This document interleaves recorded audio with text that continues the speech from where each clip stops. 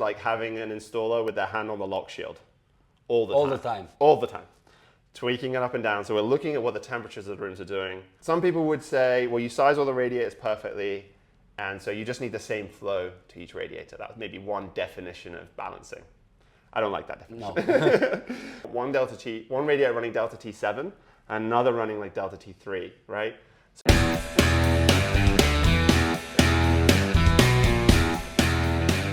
Balancing radiators, how to do it properly? I think no one has the answer, but we have one guy here who maybe he has an answer. We are here in London with a company, Adia, and Sam is a co-founder. Hi, Sam. Hi, nice to meet you, man. Nice to have you here. So, just to explain to people what is balancing, how to balance radiators, and what is the key behind your thing. Let's get into it. Yeah. So, I mean, we didn't catch each other at the installer show, so this is our rig that we kind of use to just show everything off. It's basically just like a condensed heating system. So we got our rig here, or our kind of hub here. Important thing is the hub's kind of coordinating two sides. It's coordinating where the heat goes, the radiators, the balancing, but also what heat's coming in, the heat pump, right? Which is ridiculously simple when you say it like that, but it's actually like quite rare and like no one's really doing that. So yeah, we've got a unit here. We have a Grundfos pump, which kind of acts as like a secondary pump. Matches the primaries, and actually means there's no mixing, no distortion. So nothing like losing efficiency. No. So unless you've got like, I don't know, like the worst micro bore in the world. In which case it's gonna like a 7.5 meter head pump. So it's gonna push really hard into that. But usually it's not. Yeah, most of the time we see like almost no distortion across this. We like literally track it on a graph. So we have that. We have a diverter, really high KVS plumbed in. Yeah, SB. SB OEM. Really, it looks quite big. That's nice. Yeah, it's like 15 KVS. No pressure drop. Nothing. And then this basically, it's kind of pre-pumped, right? You've already got the cylinder kind of central heating switched in. So this unit sits really well where a gas boiler went, or it sits really well next to like a cylinder where you already had that kind of, all that pipe works comes together, and it kind of just makes the plumbing job a little bit easier. Class 2 heat meter as well, which is really important for all of our... so it's already in the package. So it's all metering that. But yeah, so... Proper balancing is a key to efficient system. And this is one of the topics in our new heat pump course, which will go live soon. More than 100 videos and interactive assessments where you will learn how to connect heat loss, flow rate calculation and balancing of each radiator to have most efficient system. Click a link below to find out more. So yeah, let's get into it. Yeah, we're firing messages to the heat pump, give us some heat please. And then, okay, how are we gonna get that heat into the building? Well, that's balancing. And I think there's a few ways of thinking about balancing, right? So some people would say, well, you size all the radiators perfectly, and so you just need the same flow to each radiator. That's maybe one definition of balancing. I don't like that definition. No. The other one is, the delta T across every radiator needs to be the same, right? Yes. So 5, 5, 5. That's a bit better, I think. But how to measure this and how to do this? Yeah, but I think there's one layer beyond that as well, right? So if your radiators are not perfect, then you don't want the same power output in every room. You maybe don't want that delta T across every radiator. Maybe you want one radiator running delta T7 and another running like delta T3, right? So actually, it's a little bit more complicated than that. The actual definition of balancing is you get the room to the right temperature relative to the other rooms, right? In theory. In theory, right? So if the sun comes around into your kitchen, your balancing point changes, right? Maybe you balance your radiators one day and everything's perfect, but then the next day the sun comes out, you get loads of solar gains into one room. Well, really, if you were to balance it at that point in time, you want to turn that lock shield down on that valve. But this for exactly. end user, it's... Exactly. So like we think of Adia as like having an installer with their hand on the lock shield all the time. Tweaking it up and down. So we're looking at what the temperatures of the rooms are doing. We're looking at what the flows through the whole system are. We're looking at what is the flow through this radiator, this radiator, this radiator, and then we're able to calculate, okay, what's the adjustment I need to do to get the output of that room to match? So all the time? All the time. How are you How? This is a hard question, but just So theory. this is like maybe one of the harder bits to explain, right? Because there's no flow sensor in each radiator. Okay. We don't do that. So there's a lot of like math, honestly, Okay. that goes into. Okay, I know that I've got this meter here, right? I So know this is hardware. Yeah. And this is also, you are also we equipping with theories. exactly. So we've got our valves here. So we got a bit of data here. We know how much water is going into the system, but we don't know. Maybe there's like 20 liters a minute leaving here. Okay. But where's it going, right? And that's actually just there's some maths that needs to go on to do that, to actually work out how that distributes through the system. And so there's. I don't think I can cover that today. Yeah, no. You basically you kind of, once you know how your flow is distributing through the house, once you know how that then affects your kind of heat into the room, you can basically, from there, most of us could do the calculations on the back of a bit of paper. Like anyone who's done Heat Geek or any of these, or your courses or anything like that, can do those calculations on the back of a bit of paper. So, But let's say in practical, what we can say, so you are measuring something in these TRVs, and all the time you are sending like a loop. You are sending information back. And okay, your guys and you are doing hard stuff. There's some math. This hard stuff. But for us, so it's probably perfectly balanced. And you are controlling. How are you controlling heat pump? Because this is the main thing. We are talking also with Grundfos guys and with everyone that this control is actually really poor in most of the heat pumps. Yeah. Because you can see only part of the system. Yeah. You want to see whole pathway of the from soup to nuts, right? The whole thing.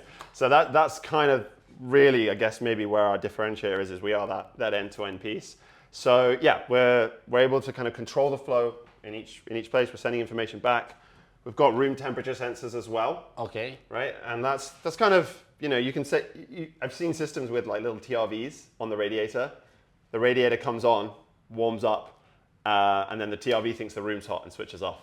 Yes. So you want that temperature sensor, which is actually where you're sitting. So we have both pieces, the control and the sensing, and we're pulling that in and we're doing those calculations. So yeah, like I was saying, anyone can do that calculation once you have the information we have, but we're doing it every second.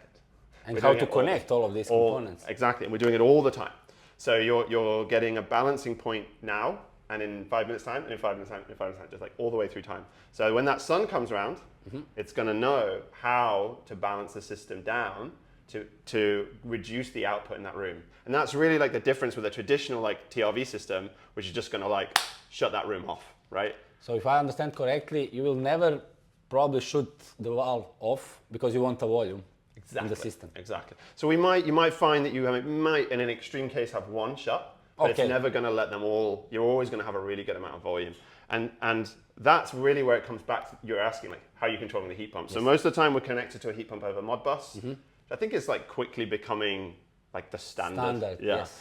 Everyone you speak to, even like 2 years ago, I remember going to install a show, or 3 years ago maybe, and people were like, Modbus, it's coming.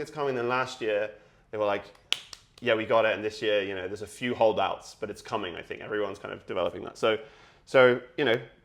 don't shut the valves. Just turn the heat pump down. That's the first thing you should do. If it's too hot in the house, don't shut the valves. Turn the heat pump down. Right? Heat pump output lowers, and then this system's kind of monitoring where that heat's going and distributing it. Right? So that's the kind of joined up thinking. Right? But are you controlling also heat pump? Like you can also modulate heat pump down. Yeah, so we're saying this temperature, this temperature, this temperature. Okay. So it's a bit more complicated than a weather compensation curve, but we start. You can start from a weather compensation curve. No, it's complicated for you, but for, let's say, if I'm installer, it's everything is inside. So I don't need to. No. You are doing. That's a good point. Yeah. Yes. So we're doing all that math. We're doing a weather comp curve. We're doing a load comp curve. We're doing what we call like tariff compensation. Even tariff. Tariff compensation.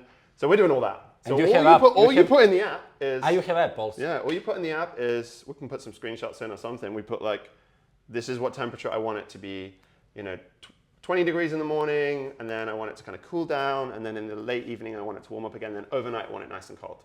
What is commissioning procedure? If I'm installer, I put this, connect the pipes, it's fine. Yeah, put this in. Commissioning procedure, normally you need to put the heat pump into just like dumb mode. Okay. So first, if we have some instructions, put the heat pump into dumb mode. You've wired it all up.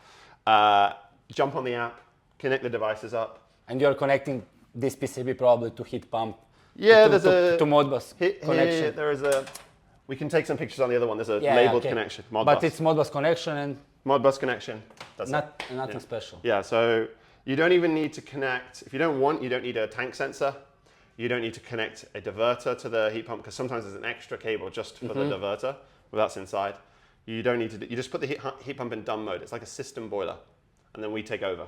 So you don't need to be, let's say, like a geek like you and me.